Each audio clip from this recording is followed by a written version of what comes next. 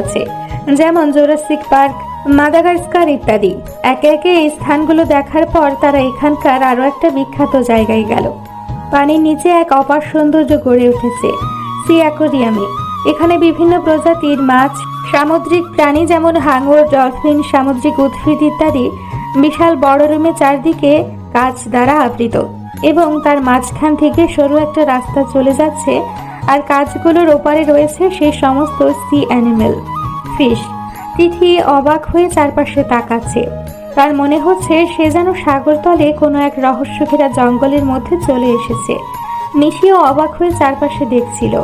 হঠাৎ তার নজর গেল সামনের দিকে একটা বিশাল বড় হাঙর দ্রুত গতিতে তার দিকেই ধেয়ে আসছে। এইভাবে তার দিকে হাঙরটাকে আসতে দেখে নিশি বিরাট একটা চিৎকার দিয়ে পাশে থাকা আবিরকে শক্ত করে জড়িয়ে ধরল। আবিরের টি শার্ট খামচে ধরল। জোরে খামচে ধরায় আবিরের গলায় নিশির নখ লেগে কিছুটা ছিলেও গেল। নিশির এমন আচরণে আবির সামনের দিকে তাকালো। তারপর কারণ অনুমান করতেই হু হা করে হেসে উঠল। আবিরের হাসি দেখে নিশি তার দিকে তাকাতেই আবির তাকে সামনের দিকে তাকাতে ইশারা করলো। নিশি সামনের দিকে তাকাতে নিজেই নিজের কাজের জন্য লজ্জিত হয়ে পড়ল। হাঙরটা কাছের অপর পাশে ডাগর ডাগর চোখে নিশির দিকেই তাকিয়ে আছে। হয়তো সেও তার প্রতি নিশির এমন আচরণে হতভম্ব। নিশি লক্ষ্য করলো সে এখনো আবিরকে জড়িয়ে আছে, তাই সঙ্গে সঙ্গে আবিরের কাছ থেকে নিজেকে ছাড়িয়ে নিল। আশেপাশে তাকিয়ে দেখলো এখনো অনেকেই তার দিকে তাকিয়ে আছে। আবার আবিরের দিকে তাকাতেই দেখলো আবিরও মুখ টিপে টিপে হাসছে। এটা দেখে নিশি জেগে নাক ফুলিয়ে সামনের দিকে হাঁটা দেয়। তিথি নিলয়ের কাছে বায়না ধরেছে ইনডোর স্কাই ড্রাইভিং এর, তাই নিলয় তাকে সেখানে নিয়ে গেছে। তিথির সাথে নিলয়ও ইনডোর স্কাই ড্রাইভিং করবে। নিলয় প্রথমে কাউন্টারে গিয়ে টিকিট কেটে নিল। তারপর ড্রেস চেঞ্জ করতে নিলয় তিথিকে ওমেন কাউন্টারের সামনে এগিয়ে দিয়ে নিজেও জেনারেল কাউন্টারে চলে গেল। তিথি একটা রেড কালারের স্কাই ড্রাইভিং স্যুট পরেছে আর মাথায় হেলমেট। নিলয় ব্লু কালারের স্কাই ড্রাইভিং স্যুট পরেছে, সাথে হেলমেট। চোখে মোটা কাচের চশমা লাগানো দুজনের। ড্রেস পরা হয়ে গেলে দুজনে একটা টিউব বক্সের মধ্যে প্রবেশ করলো। তাদেরকে হেল্প করার জন্য একজন গার্ডও আছে সেখানে। তিথি ঝোঁকের বসে প্রথমে হ্যাঁ বললেও এখন তার ভয় লাগছে। নিলয়ের হাত শক্ত করে ধরে আছে সে।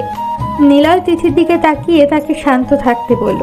কিছুক্ষণ পর নিলয় এবং তিথিকে আলাদা করে রাখা হলো। হঠাৎ তিথির মনে হচ্ছে তার ওজন ক্রমশ কমে যাচ্ছে। নিজেকে প্রচুর পরিমাণে হালকা মনে হচ্ছে। হঠাৎ করে দেখলো যে তার পা দুটো আস্তে আস্তে উপরে উঠছে। হঠাৎ গাইড তাকে ওপর করে শুইয়ে দিল। এতে তিথি প্রচন্ড পরিমাণে ভয় পেয়ে নিজের চোখ শক্ত করে খিচে বন্ধ করে নিল। কিছুক্ষণ পর অনুভব করলো সে যেন হাওয়াতে ভাসছে। চোখ খুলে নিচে তাকাতেই হতবাক। মেঝে থেকে বেশ খানিকটা উপরে উবু হয়ে সে আকাশে উঠছে।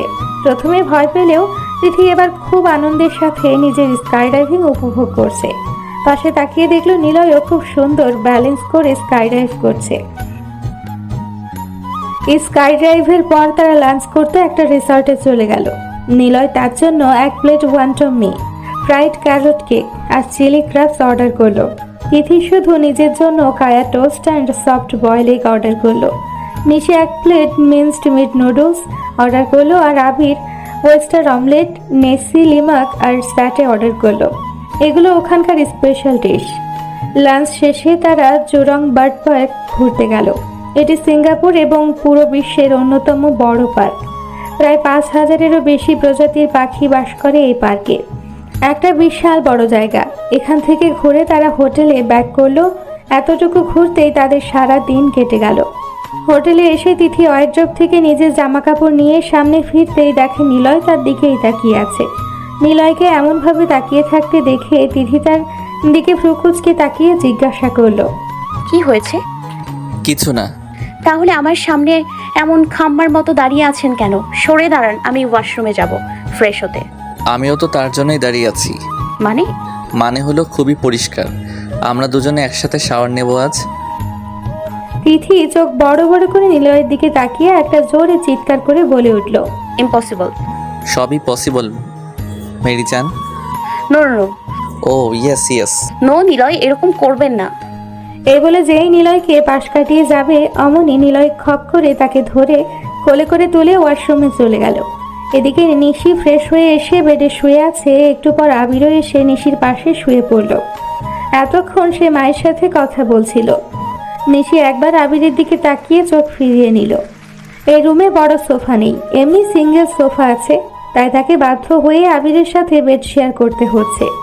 এইসব চিন্তা করতে করতে একসময় নিশি ঘুমিয়ে গেল। নিশি ঘুমানোর পর আবির নিশির দিকে ঝুঁকে দেখল যে সে ঘুমিয়ে পড়েছে কিনা। এতক্ষণ সে জেগেছিল, নিশির ঘুমানোর অপেক্ষা করছিল। নিশির দিকে তাকিয়ে একটা দীর্ঘশ্বাস ফেলে নিশির কপালে ভালোবাসার পরশ রেখে নিশিকে টেনে নিজের বুকের সাথে মিশিয়ে নিল। তারপর নিশিকে জড়িয়ে ঘুমেতে সে পাড়ি দিল। যেহেতু সবাই অনেক টায়ার্ড, তাই কেউ আর রাতে ডিনার করলো না। বেলকনিতে থাকা দোলনার ওপর বসে তিথি নিলয়ের বুকে মাথা রেখে আকাশের তারাগুলোর দিকে তাকিয়ে আছে। কিছুক্ষণ আগের ঘটনা মনে পড়তেই তার ফর্সা মুখ রক্তিম বর্ণ ধারণ করলো। আজ প্রায় 40 মিনিট ধরে সে আর নিলয় একসাথে শাওয়ার নিয়েছে। শাওয়ারের মাঝে নিলয়ের করা দুষ্টুমিগুলোর কথা মনে পড়তে তিথি নিলয়ের বুকে নিজের মুখ লুকালো। নিলয়ও মুচকি হেসে তিথিকে আরো শক্ত করে জড়িয়ে ধরে আকাশের দিকে তাকালো। আজ সে সত্যি পরিপূর্ণ, তিথিকে নিজের জীবনসঙ্গী হিসেবে পেয়ে। সত্যি মন থেকে কাউকে ভালোবাসলে পৃথিবীর কোনো বাধাই পারবে না ভালোবাসার মানুষ দুটিকে আলাদা করতে। কিন্তু সত্যি কি তাই হয়? তাহলে পরস্পর দুটো ভালোবাসার মানুষ একসঙ্গে থেকেও কেন আজ তারা এত দূরে পরস্পরের কাছ থেকে? কেন মেনে নিতে পারছে না নিশি আবিরকে? এই প্রশ্নটা করা খুব সহজ হলেও এর উত্তরটা দেওয়া অতটাও সহজ নয়। হয়তো কোনোদিন সবকিছু ভুলে নিশি পারবে আবিরকে ক্ষমা করে দিয়ে নতুনভাবে পথ চলার স্বপ্ন বুনতে। আবার হয়তো বা না। আজ তিথিরা বোটানিক গার্ডেন্সে ঘুরতে যাবে। এই পার্কটি সর্বপ্রথম ইউনেস্কো ওয়ার্ল্ড হেরিটেজ মনোনয়নপত্র পার্ক। সিঙ্গাপুরের পুরোটা কংক্রিট জঙ্গল মনে হলেও এই পার্কটি এই ধারণাটাকে সম্পূর্ণ বদলে দেয়। এটি যেন ইট পাথরের জঙ্গলের মধ্যে এক টুকরো সত্যিকারের জঙ্গল। এই পার্কে সিঙ্গাপুরের বিভিন্ন প্রজাতির গাছ এবং পশু পাখি বাস করে। এখানে প্রায় 7,000 প্রজাতির গাছ এবং পশু পাখি রয়েছে। এই বোটানিক গার্ডেনে বিভিন্ন অংশে বিভিন্ন প্রজাতি ভেদে বাগান রয়েছে, যেমন orchid garden, rain forest, ginger garden, children gardens ইত্যাদি। এই জায়গাটা তিথির খুব পছন্দ হয়েছে। এখানে তারা অনেকগুলো ছবি তুলল, গ্রুপ ফটো আর কাপল ফটোও তুলল। এরপর ওরা গেল স্প্ল্যান্ডে পার্কে। এই পার্কের খোলামেলা পরিবেশে যে কোনো পর্যটককে আকর্ষণ করবে। এখানে আছে তানকিম সিং ঝর্ণা, অত্যন্ত সুন্দর। এখানে বিনোদন কেন্দ্রের শেষে তৈরি করা হয়েছে লিম্বো সিং মেমোরিয়াল। এখানে আরও একটি সুন্দর জিনিস দেখার আছে, চমৎকার একটি কমপ্লেক্স যা নকশা করেছে ব্রিটিশ ড্রাফটসম্যান মাইকেল হুইলফোর্ড।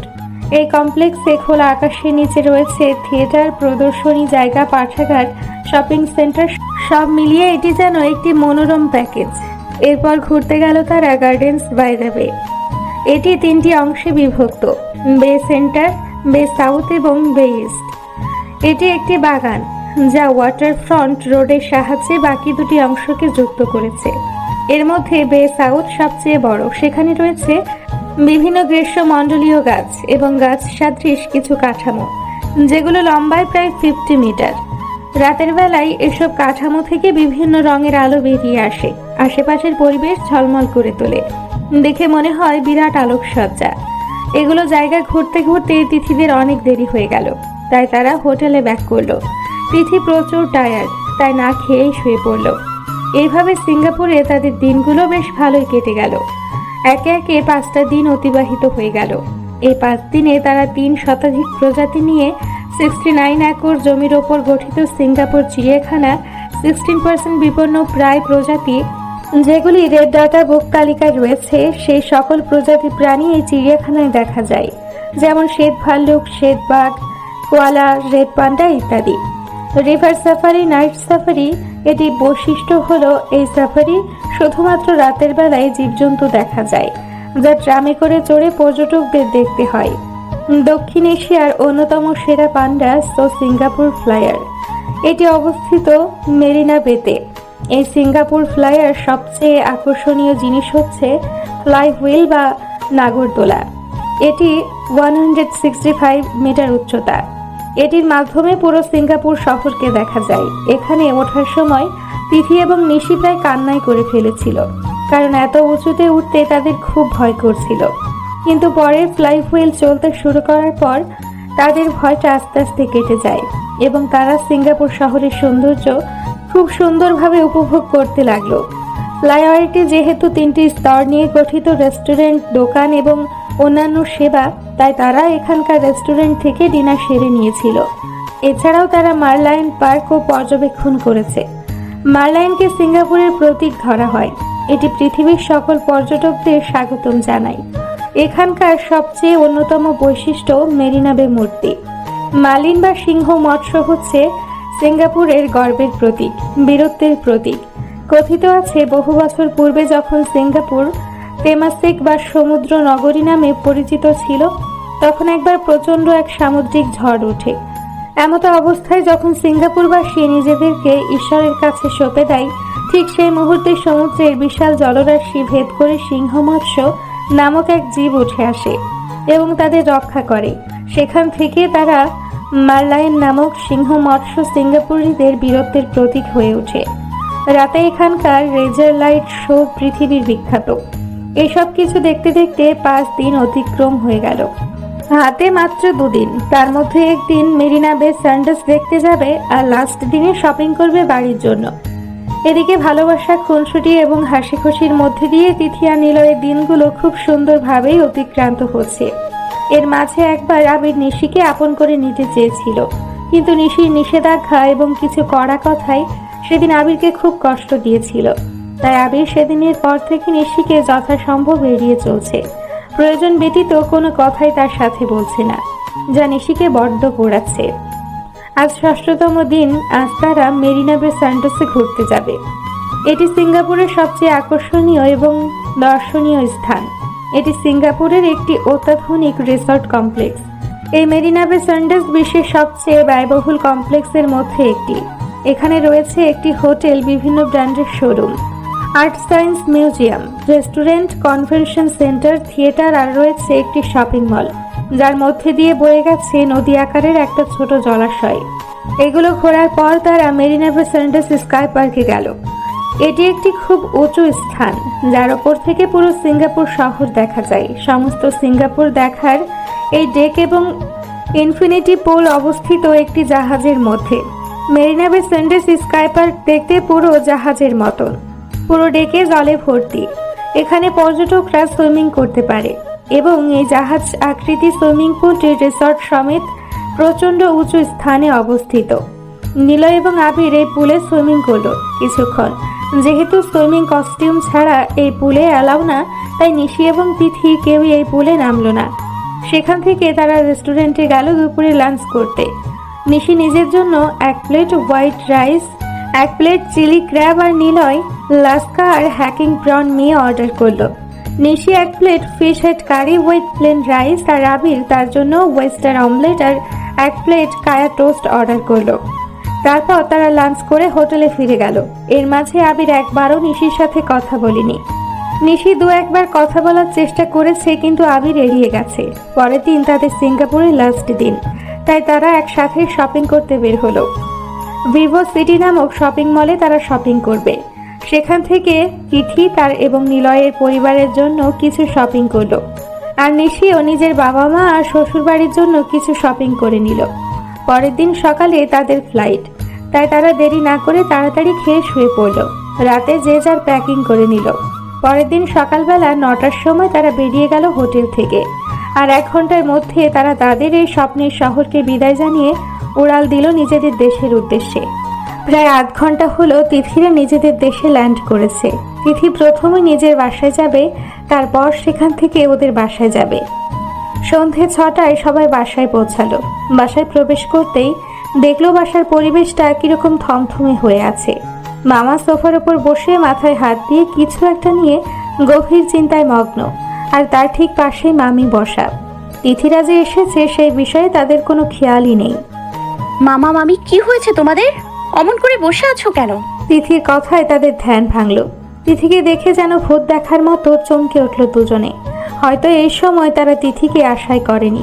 এই বিষয়টা তিথির কাছে খুব অদ্ভুত লাগলো। তাই সে মামার সামনে গিয়ে আবার জিজ্ঞাসা করলো, কি হয়েছে মামা তোমার? না না, কই কিছুই হয়নি তো আমাদের। মামার কথা শুনে তিথি বুঝতে পারলো কোনো কিছু তিনি তার কাছ থেকে গোপন করার চেষ্টা করছেন। আবির অনেকবার জিজ্ঞাসা করেছে, কিন্তু কেউ কোনো কথার উত্তরই দিচ্ছে না। তাই দেখে তিথির খুব রাগ হলো। সে মামার সামনে হাঁটু গেড়ে বসে ওনার হাত নিজের মাথার উপর রেখে বলে উঠল, মামা, আমার কসম বলো কি হয়েছে তোমাদের?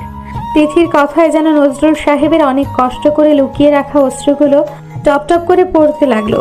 বাসায় উপস্থিত প্রত্যেকে নজরুল সাহেবের দিকে অবাক চোখে তাকিয়ে আছে। এমনকি তিথি নিজেও বিস্মিত চোখ নিয়ে তার মামার দিকে তাকিয়ে আছে। পাশে তাকিয়ে দেখলো তার মামির চোখ দিয়েও সমান গতিতে অশ্রুধারা নিঃসরণ হচ্ছে। নজরুল সাহেব কিছুক্ষণ চুপ করে থাকার পর বলতে আরম্ভ করলেন, পরশুদিন রাতে একজন আমাকে ফোন করে ফোনটা রিসিভ করতেই সে জানায় যে সে থাইল্যান্ড থেকে বলছে। অত রাতে থাইল্যান্ড থেকে আমাকে ফোন করেছে, এই জিনিসটা ভেবে প্রথমে আমি অবাক হয়েছিলাম, কিন্তু তার পরবর্তী কথাগুলো শুনে আমি নিজের কানকেও বিশ্বাস করতে পারছিলাম না। তিনি জানান যে আতিফ পুলিশের গুলিতে নিহত হয়েছে। তিথি এতক্ষণ নজরুল সাহেবের কথাগুলো খুব মনোযোগ সহকারে শুনছিল, কিন্তু ওনার লাস্টের কথাটা শুনে তার মনে হচ্ছে যেন পায়ের নিচ থেকে মাটি সরে গেল। আবিরও নজরুল সাহেবের কথায় অবাকের চূড়ান্তে পৌঁছে গেছে। সে জোরে চেঁচিয়ে বলে উঠল, কিন্তু বাবা, এটা কি করে সম্ভব? আর তুমি আমাদের এগুলো আগে কেন বলনি ফোন করে? আমি জানতে চেয়েছিলাম, কিন্তু তোদের দুদিন পরেই এখানে চলে আসার কথা ছিল, তাই আমি আর তোদেরকে জানাইনি। কিন্তু এগুলো কি করে হলো বাবা? ফুপা তো দেশের মধ্যেই ছিল, তাহলে উনি বাইরে বা গেলেন কখন? আর কি করে বা উনি পুলিশের কাছে ধরা পড়লেন? নিলয় আর নিশি এতক্ষণ চুপচাপ দাঁড়িয়ে কেবল শুনছিল, কিন্তু কি বিষয় নিয়ে আলোচনা হচ্ছিল তা তাদের দুজনেরই বোধগম্য হচ্ছিল না। কিন্তু আবিরের বলা ফুফা শব্দটি শুনে দুজনের কারোরই বুঝতে বাকি রইল না যে আতিফ বলে ভদ্রলোকটি আর কেউ না, তিথির বাবা। নিলয় তিথির দিকে তাকিয়ে দেখলো তিথি এখনো তার মামার দিকে স্থির চাহনিতে চেয়ে আছে। শুধু তফাৎ এখন তার চোখ দুটো অশ্রুসিক্ত, যে কোনো মুহূর্তে গড়িয়ে পড়বে তার গাল বেয়ে। নজরুল সাহেব আবারও বলতে শুরু করলেন, আমরা তিথিকে এখানে আনার 3 বছরের মাথায় সে এই দেশ ছেড়েছিল তার দ্বিতীয় স্ত্রীর সাথে। নিজের কালো দুনিয়ার কালো কারবার আর দ্বিতীয় স্ত্রীর সংসার, এই দুই নিয়ে বেশ ভালোই সুখে দিন কাটছিল। কিন্তু কিছু বছরের মধ্যেই ব্যবসায় লোকসান শুরু হয়। নিজের দ্বিতীয় স্ত্রীর অ্যাকাউন্টে এক সময় অনেক টাকা জমিয়ে রেখেছিলেন, তাই তখন তার স্ত্রীর কাছে সেই টাকার দাবি করে, কিন্তু তিনি তা দিতে অস্বীকার করে। আতিফ তাকে মারার হুমকি দিলে সে আতিফের নামে পুলিশের কেস করে। কিছুদিনের মধ্যে আতিফ নিজের কালো ব্যবসা, প্রথম স্ত্রীর খুনের এবং দ্বিতীয় স্ত্রীকে মারার চেষ্টার দায়ে আতিফকে গ্রেপ্তার করে পুলিশ। কিন্তু সেই মহিলাটি এটা বলেনি যে সেও আতিফের সাথে মিলে আমার বোনকে হত্যা করেছিল। আদালতে বিচার হলে তাকে 7 বছরের সশ্রম কারাদণ্ড দেয়। 7 বছর পর জেল থেকে বেরিয়ে সে তার দ্বিতীয় স্ত্রীর সন্ধান করতে থাকে। পরে জানতে পারে তার স্ত্রী তার প্রপার্টি বিক্রি করে সুখে শান্তিতে জীবন কাটাচ্ছে। এটা আতিফ কিছুতেই মেনে নিতে পারেনি, তাই সে নিজের দ্বিতীয় স্ত্রীকে খুন করার পরিকল্পনা করে। সব প্ল্যান সে ঠিক করলেও খুন করার দিন তাকে খুন করতে বাড়ির চাকর দেখে ফেলে এবং পুলিশকে ফোন করে জানিয়ে দেয়। পুলিশ সেখানে এসে আতিফকে ধরার চেষ্টা করলে সে পুলিশের কাছ থেকে পালানোর চেষ্টা করে, তাই পুলিশ বাধ্য হয়ে তাকে এনকাউন্টার করে। মরে যাওয়ার কিছু মুহূর্ত আগে সে তার সমস্ত দোষ স্বীকার করে এবং তিথিকে একটিবার দেখার অনুরোধ করে, কিন্তু সময় খুব কম থাকায় তা পূরণ করা সম্ভব নয়। তাই জন্য সে সেখানকার পুলিশের কাছে অনুরোধ করে যে তার মৃত্যুর খবর অন্তত দেশে তার পরিবারের কাছে জানাতে। মরে যাবার পর থাইল্যান্ডের পুলিশ আতিফকে দাফন করে দিয়ে আমাদের ইনফর্ম করে। এইটুকুনি বলে নজরুল সাহেব একটা দীর্ঘশ্বাস ছাড়লেন। এতক্ষণ তিথি তার মামার কথাগুলো এক ধ্যানে শুনছিল। এবার সে উঠে দাঁড়ালো এবং আস্তে আস্তে করে উপরে নিজের রুমের দিকে চলে গেল। রুমে ঢুকে নিজের দরজাটা বন্ধ করে দিল। নিলয় যেতে নিলে আবির তাকে থামিয়ে বলে উঠে, ওকে, কিছুক্ষণ একা থাকতে দাও। তিথি সারা সন্ধে দরজা খুলল না। সেই রাত 10টায় তিথি তার রুমের দরজা খুলল। নিলয় সবে ভাবছিল এবার সে তিথিকে ডাকতে যাবে, কিন্তু তার আগেই তিথি দরজা খুলে নিচে নেমে এলো। সবাই এতক্ষণ নিচে সোফায় বসেছিল। তিথিকে দেখে সবাই দাঁড়িয়ে পড়ল, কিন্তু তিথি সবাইকে অবাক করে দিয়ে ডাইনিংয়ে গিয়ে বসে পড়ল এবং মামিকে উদ্দেশ্য করে বলে উঠল, মামি, আমার খুব খিদে পেয়েছে, তাড়াতাড়ি খেতে দাও দেখি। তোমার হাতের রান্না আমি অনেক দিন মিস করেছি। তিথির এমন স্বাভাবিক কথাবার্তা বলতে দেখে সবাই অনেক অবাক হলো। তিথি সবার দিকে তাকিয়ে বলে উঠল, কি হলো তোমাদের? কি ব্যান্ড পার্টি ভাড়া করে ডাকতে হবে? তাড়াতাড়ি সবাই এসো, তো খুব খিদে পেয়েছে। তিথিকে এমন স্বাভাবিক দেখে সবাই একটু নিশ্চিন্ত হলো। সবার সাথে বেশ স্বাভাবিকভাবে কথাবার্তা বলেই নিজের খাওয়া কমপ্লিট করলো তিথি। রাত 2টো। নিজের পাশে তিথিকে না পেয়ে নিলয় কিছুটা চিন্তিত হয়ে পড়ল। হঠাৎ তার নজর গেল বেলকনির দরজা খোলা। বিছানা ছেড়ে উঠে সেখানে গিয়ে দেখলো তিথি এক ধ্যানে দূরের আকাশের দিকে তাকিয়ে আছে। নিজের কাঁধে কারো গরম নিঃশ্বাস এবং কোমরে কারোর হাতের স্পর্শ পেয়ে তিথি বুঝতে অসুবিধা হলো না যে মানুষটা কে। পাখি। নিলয়ের মায়াভরা আওয়াজে তিথি কেঁপে উঠল। নিলয় আবার বলতে শুরু করলো, তুমি যত অন্যদের কাছ থেকে নিজের কষ্ট লুকিয়ে থাকো না কেন, আমার কাছ থেকে তা পারবে না। ব্যাস, নিলয়ের একটা কথায় যেন তিথির মনের বরফ গলানোর জন্য যথেষ্ট। তিথি হুট করে সামনে ফিরে নিলয়কে শক্ত করে জড়িয়ে ধরে ফুপিয়ে ফুপিয়ে কাঁদতে লাগলো। তিথিকে এমন কান্না করতে দেখে নিলয় তিথিকে নিজের সাথে শক্ত করে জড়িয়ে ধরল। তারপর তিথির মাথায় হাত বোলাতে লাগলো। বেশ কিছুক্ষণ পরে তিথি কান্না থামিয়ে নিলয়ের বুকে চুপটি করে মাথা রেখে দাঁড়িয়ে থাকলো। নিলয় তিথিকে চুপ করে থাকতে দেখে বলে উঠল, বাবার জন্যে কষ্ট হচ্ছে? তিথি মাথা নাড়িয়ে না বলল। নিলয় এতে কিছুটা অবাক হলো। তারপর নিজেকে সামলে নিয়ে জিজ্ঞাসা করলো, তাহলে তোমাকে এটা বলবো না যে বাবার মৃত্যু সংবাদ শুনে আমি খুব কষ্ট পেয়েছি, আবার এটাও বলবো না যে খুব খুশি হয়েছি। যতই হোক তিনি আমার বাবা ছিলেন। যখন মামার কাছ থেকে বাবার মৃত্যুর সংবাদটা শুনি তখন প্রথমে খুব কষ্ট হয়েছিল, যা বলার বাইরে। কিন্তু যখন শুনি যে তিনি আমার মার খুনি তখন সেই তীব্র কষ্টটা অনেক কমে গেল। জানো, ছোটবেলায় মামার মুখে শুনেছিলাম আমার মার খুনের পেছনে কোনো না কোনোভাবে আমার বাবা জড়িত। মামার কথায় পুরোপুরি আমার বিশ্বাস ছিল, কারণ পরিবার বলতে বলো আর বাবা মা বলতেই বলো, আমি আমার মামা মামিকেই বুঝেছি। তারাই আমার সব, তারাই আমার পৃথিবী।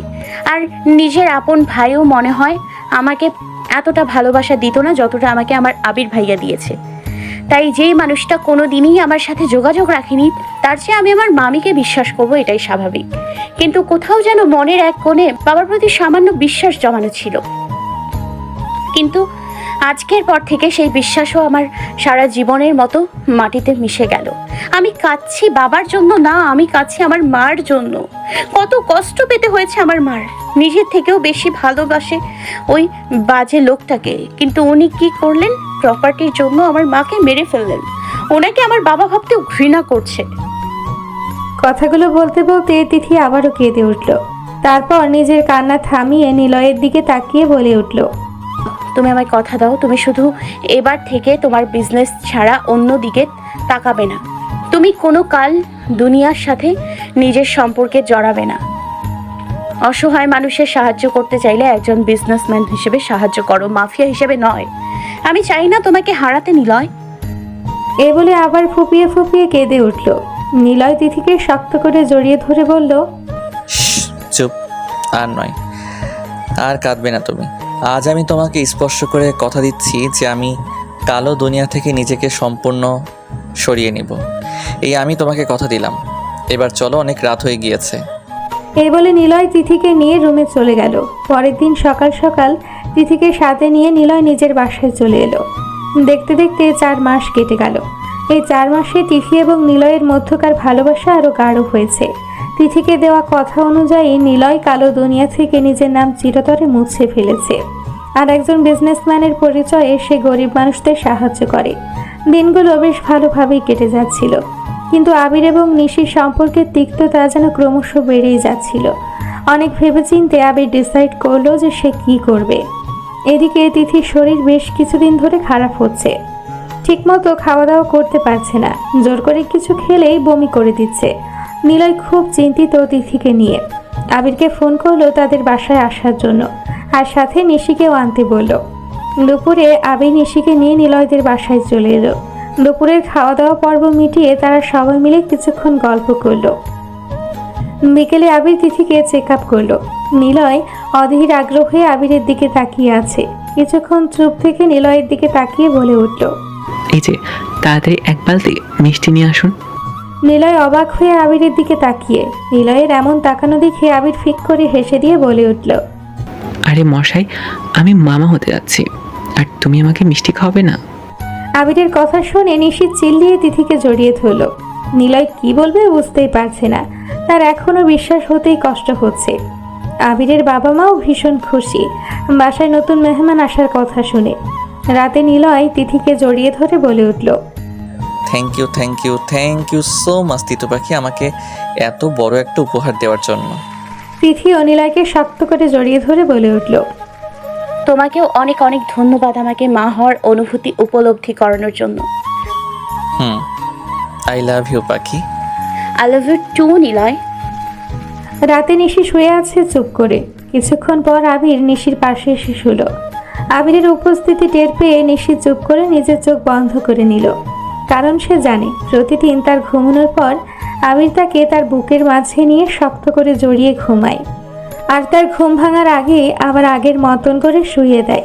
কিন্তু আজ প্রায় 1 ঘন্টা হয়ে গেলেও আবিরের কোনো বার্তা না পেয়ে ঘুরে তাকাতেই দেখলো যে আবির ঘুমিয়ে পড়েছে। এটা দেখে নিশি খুব কষ্ট পেল। অজান্তেই চোখ দিয়ে 1 ফোঁটা জল গড়িয়ে পড়ল। মনে মনে ঠিক করলো আর নয়, অনেক কষ্ট দিয়ে ফেলেছে সে আবিরকে। এবার তাকে কালকেই তার মনের কথা খুলে বলবে। পরের দিন ঘুম থেকে উঠে নিশি আবিরকে তার পাশে না পেয়ে কিছুটা অবাক হয়ে যায়, কারণ এত তাড়াতাড়ি আবির হসপিটালে যায় না। পরে ভাবলো হয়তো কোনো ইম্পর্ট্যান্ট কাজ থাকায় তাকে যেতে হয়েছে, তাই সে ফ্রেশ হয়ে নিচে চলে গেল। সারাদিন পার হয়ে সন্ধে হয়ে গেল, তবুও আবিরের কোনো পাত্তাই নেই। এবার নিশির খুব চিন্তা হতে লাগলো আবিরকে নিয়ে। রাত ঠিক 11টায় আবির ঘরে এলো। আবিরকে দেখে নিশি তার কাছে গিয়ে প্রচণ্ড রেগে বলতে লাগলো। কোথায় ছিলেন এতক্ষণ? কতবার ফোন করেছি, ফোন ধরছিলেন না কেন? বিজি ছিলাম। কিসের ব্যস্ত ছিলেন আপনি এত যে আমার ফোন ধরার প্রয়োজন বোধ করেননি? একটা কাজে আটকে পড়েছিলাম। কি কাজে? আবির তার ব্যাগ থেকে একটা কাগজ বের করে নিশিকে দিয়ে বলল। এ নাও ধরো। কি আছে এতে? খুলে দেখো। আবিরের কথা শুনে নিশি পেপারটা খুলতেই অবাক হয়ে গেল। অজান্তেই তার চোখ দিয়ে পানি পড়তে লাগলো টপ টপ করে। এটা সে কি দেখছে? নাকি নিশির ভাবনায় ছেদ ফেলে আবির বলে উঠল। ডিভোর্স পেপার আমি সাইন করে দিয়েছি, এবার তুমি সাইন করলেই হয়ে যাবে। মানে কি? মানে খুব সিম্পল, জোর করে কখনো সম্পর্ক তৈরি করা যায় না। সেটা আমি আগে না বুঝতে পারলেও এখন বুঝতে পেরেছি। তোমার মতের বিরুদ্ধে থেকে তোমাকে জোর করে বিয়ে করছি, এটা আমার করা উচিত হয়নি। তোমাকে আর কষ্ট দিতে চাই না, তাই মুক্তি দিয়ে থেকে তোমাকে চিরজীবনের মতো মুক্তি দিতে চাই। আবিরের কথা শেষ হতে না হতেই নিশি ঠাস করে আবিরের গালে চড় মারল। আবির অবাক হয়ে নিশির দিকে তাকাতেই অটোমেটিকলি সে ভয় পেয়ে গেল। নিশির আগে থরথর করে কাঁপছে। আবির কিছু বলতে যাবে তার আগেই নিশি আবিরের কলার ধরে বলে উঠল। কি ভেবেছেন কি আমাকে আপনার হাতের পুতুল? এইসব কথা আমাকে বিয়ে করার আগে আপনার মনে হয়নি? বিয়ে করার পর আপনার এসব কথা মাথায় আসছে? ও বুঝতে পেরেছি, অন্য কোনো মেয়েকে আপনার মনে ধরেছে, তাই আমাকে আর ভালো লাগছে না, কি তাই না? এইসব কি ধরনের কথা বলছো তুমি? কিছুই বুঝতে পারছি না আমি। এখন তো বুঝতে পারবেন না আপনি। সবসময় আমাকে আপনি কষ্ট দিয়ে এসেছেন, আবার কষ্টের কোনো মূল্য আপনার কাছে নেই। ঠিক আছে, থাকবো না, আমি চলে যাব আপনাকে ছেড়ে। এই বলে নিশি ফুপিয়ে ফুপিয়ে কাঁদতে শুরু করলো। নিশিকে এমন হঠাৎ কাঁদতে দেখে আবির ভেবাচেকা খেয়ে গেল। নিশির কাছে এগিয়ে আসতে নিলে নিশি বলে উঠল। এই দূরে থাকুন, একদম আসবেন না আমার ধারে কাছে। আমি আজ এক্ষুনি আপনার বাড়ি ছেড়ে চলে যাব। এই বলে নিশি যেই যেতে নেবে অমনি আবির নিশিকে টান মেরে নিজের বুকের সাথে মিশিয়ে নিল। ছাড়ুন আমাকে, একদম স্পর্শ করবেন না আমায়। আপনি একটা খুব খারাপ মানুষ। বললেই হলো নাকি আমি আমার বউকে ছুঁয়েছি? এতে কার কি? আমি আপনার বউ না। আমি যদি আপনার বউ হতাম তাহলে আপনি কখনোই আমাকে ডিভোর্স পেপারটা দিতেন না। বললেই হলো তোমাকে আমি ডিভোর্স দিব। আমি নিজের চোখে দেখেছি ওরা ডিভোর্স পেপার। ও হ্যাঁ, ডিভোর্স পেপার, বাট ওটা নকল। তোমার রিয়াকশন দেখার জন্য নকল পেপারটা আমি এনেছিলাম। কি এত বড় প্রতারণা আমার সাথে? আপনি খুব খারাপ একজন, খুব পচা একটা লোক। এই বলে নিশি আবিরকে মারতে লাগলো। আবির নিশির হাত ধরে শক্ত করে জড়িয়ে ধরলো। নিশি ছটফট করতে লাগলো, তা দেখে আবির বলে উঠল, খুব ভালোবাসি তোমাকে, প্লিজ ক্ষমা করে দাও। একটা শেষ সুযোগ দিয়ে দেখো, তোমাকে খুব ভালোবাসবো, নিজের জীবনে থেকে বেশি মৃত্যুর। আবিরের মুখে হাত দিয়ে থামিয়ে নিশি ছলছল চোখে বলে উঠল, এই ধরনের কথা প্লিজ মুখে আনবেন না। খুব ভালোবাসি আমি আপনাকে, কিন্তু সব কিছু এইভাবে হয়ে যাওয়ায় মানতে পারছিলাম না, তাই আপনাকে অনেক কষ্ট দিয়ে ফেলেছি, ক্ষমা করে দিন।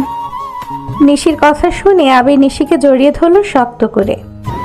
I love you so much Nishi, আমার এই জীবনে তোমাকে আমার বড্ড প্রয়োজন।